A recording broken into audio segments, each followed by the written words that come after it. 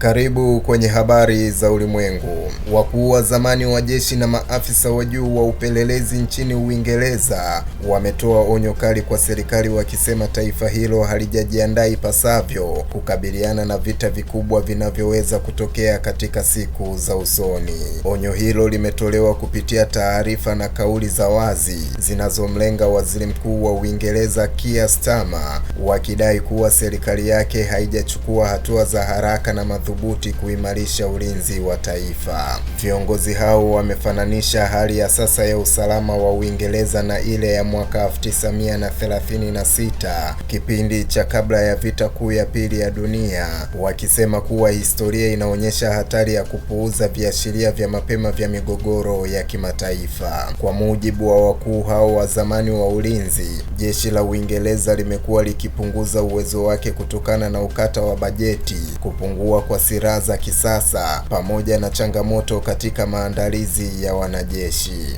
Wamesisitiza kuwa vitisho vya sasa vya kiusalama havipaswi kuchukuliwa kirahisi, hasa katika mazingira ya mvutano unaoendelea barani Ulaya na mabadiliko ya mizani ya nguvu za kijeshi duniani. Katika kauli zao, viongozi hao wametaja tishio linalotokana na taifa la Urusi, wakidai kuwa mwenendo wa kijeshi wa nchi hiyo unahitaji Uingereza kuwa na jeshi lenye uwezo mkubwa wa kujilinda na kujibu kwa haraka. Kutokana na hali hiyo, wameishauri serikali kuongeza matumizi ya ulinzi hadi kufikia 5% ya pato la taifa, hatua ambayo wanasema ni muhimu ili kurejesha nguvu na hadhi ya jeshi la Uingereza. Kwa sasa Uingereza hutumia kiwango cha chini zaidi katika sekta ya ulinzi ukilinganisha na mahitaji ya sasa ya kiusalama, hali ambayo wakuu hao wanasema inaiweka nchi katika hatari endapo vita vikubwa vitatokea kwa ghafla. Aidha, wameonya kuwa kuchelewa kuchukua hatua kunaweza kuigharimu Uingereza si tu kijeshi bali pia kisiasa na kiuchumi,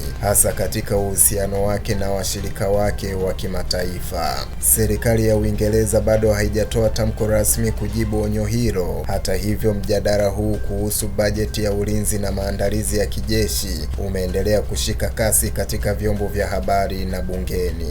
Wachambuzi wa masuala ya usalama wanasema kauli hizi zinaongeza presha kwa serikali ya Uingereza kufanya maamuzi magumu, huku ikikabiliwa na changamoto za kiuchumi na kijamii ndani ya nchi hiyo.